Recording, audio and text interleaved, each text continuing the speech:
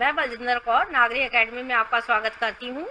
और व्याकरण में आज हम हिंदी के उसमें काल यानी टेंस कितने प्रकार के होते हैं, काल की परिभाषा भेद से हम अवगत होंगे।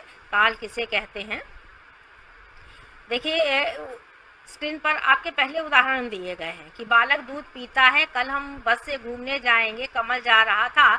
इन सभी वाक्यों में पीता है, जाएंगे, जा रहा था शब्दों द्वारा काम होने की विभिन्न समूहों का बोध हो रहा है, समय का भी बोध हो रहा है। इसे काल कहते हैं आप। तो समय का जब बोध होगा तभी आपको पता चलता है कि काम किस समय हो रहा है, तो काल तब उसे समझते हैं आप। और उसकी परिभाषा क्रिया के जिस रूप से यह ज्ञात हो कि क्रिया किस समय हुई है उसे काल कहते हैं आप। तो काल की परिभाषा।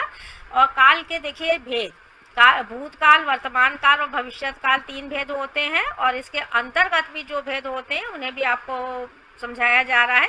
भूतकाल कैसे कहते हैं, है क्रिया के जिस रूप से उसके बीते समय से होने का पता चले उसे भूतकाल कहते हैं। तो काम खत्म हो गया है तो यानी कि लंबे समय तक जो है पीछे, तो उसे आप भूतकाल में मान लेते हैं। नेहा कानपुर गई थी, जा चुकी है, चली गई थी, इसलिए यहाँ पर आप देख रहे हैं ये भूतकाल के उदाहरण हैं। बच्चा जा चुका था, बच्चा गया होगा, यह सभी वाक्य भूतकाल के हैं। इनकी क्रियाएं गई थी, चुका था, होगा इत्यादि का बोध करा रही हैं। आप देख रहे हैं तो ये काम क्रिया हो चुकी है, इसलिए भूतकाल के उदाहरण हैं। तो आपको इस प्रकार से इसे समझ में आता है। और भूतकाल के देखिए 6 भेद हैं। सामान्य भूत, आसन्न भूत, अपूर्ण भूत, पूर्ण भूत, संदिग्ध भूत और हेतु हेतु मत भूत। तो इस प्रकार से आप देखिए कि जूनियर क्लास में तो बच्चों को इतने भेद समझ में नहीं आते हैं, वो सामान्य रूप से केवल भूतकाल के ही बारे में समझ लेते हैं। यहाँ पर विस्तृत पूरी जानकारी दी जा रही है, सामान्य भूत और से लेकर के हेतु हेतु मत भूत तक। सामान्य भूत क्रिया के जिस रूप से बीते हुए समय में कार्य के होने का बोध हो, किंतु ठीक समय का ज्ञान न हो, ये पता नहीं चले कि किस समय हुआ, वह सामान्य भूत। बच्चा गया, तो कब गया पता नहीं है, मोहन ने पत्र लिखा, सोहन आया इत्यादि जैसे सामान्य भूत क्रिया के उदाहरण हैं। तो ये सामान्य क्रिया भूतकाल की क्रियाएं हैं। और इन वाक्यों में बीते समय के कार्य का ठीक ठीक ज्ञान नहीं हो रहा है, यानी पता नहीं चल रहा है, इसलिए यहाँ पर ये सामान्य भूत है। आसन्न भूत में क्रिया के जिस रूप में अभी अभी निकट भूतकाल में क्रिया का होना प्रकट हो कि अभी क्रिया तुरंत समाप्त हुई है, तो आसन्न भूत होगा। राधिका ने पत्र लिखा है, महेश गया है, शशांक नहा चुका है। आप देख रहे हैं समाप्त होने का, तुरंत आरंभ होकर के समाप्त होने का यहाँ पर पता चल रहा है, ज्ञात हो रहा है, इसलिए ये आसन्न भूत की क्रिया है। पूर्ण भूतकाल में क्रिया के जिस रूप से यह पता चले कि क्रिया भूतकाल में बहुत पहले हो चुकी थी। पास्ट टेंस में आप देखते हैं कहानियां मोस्टली पास्ट टेंस में बहुत पहले जो घटनाएं घट चुकी हैं वो होती हैं। उसी प्रकार से देखिए यहाँ पर विदुषी ने गीत लिखा था, श्याम ने पत्र लिखा था। इन वाक्यों से ज्ञात होता है कि क्रिया समाप्त हुई क्या है, लंबा समय बीत चुका है, इसलिए ये पूर्ण भूतकाल की क्रिया है। और संदिग्ध भूत में संदेह की स्थिति आप देखते हैं जहां पर होती है वही संदिग्ध भूत होता है। क्रिया के जिस रूप से भूतकाल का बोध तो होता है किंतु कार्य के होने में संदेह हो, वहां संदिग्ध भूतकाल होगा। बच्चा आया होगा, आया था कि नहीं संभाव, वहां पर संदेह है। खुशबू गई होगी तो होगा होगी इत्यादि से आप संदिग्ध भूत यहाँ पर है।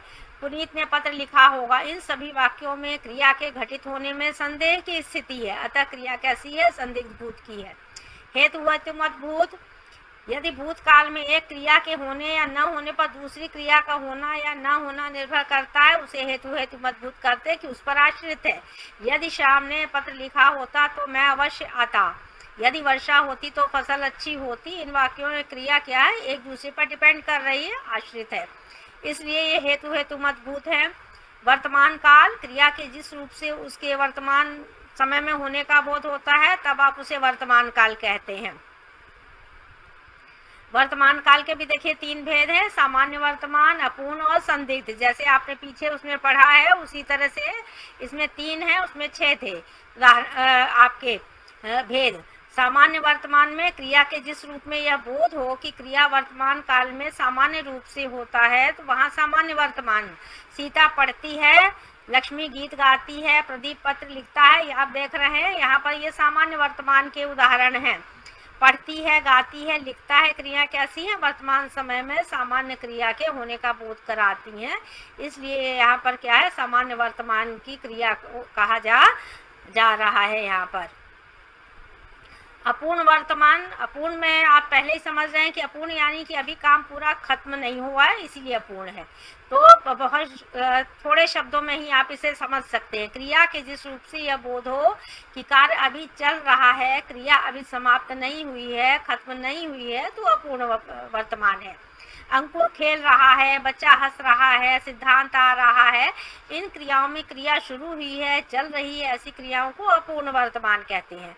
और संदिग्ध वर्तमान में वर्तमान क्रिया के जिस रूप से वर्तमान में काम होने में संदेह का बोध हो, वहाँ संदिग्ध रवीश खेलता होगा, देखिए होगा, होगी, संदेह की स्थिति है। अलका गीत गाती होगी, मधुलिका पढ़ती होगी, तो यहाँ पर संदेह की स्थिति उत्पन्न है, इसलिए संदिग्ध वर्तमान।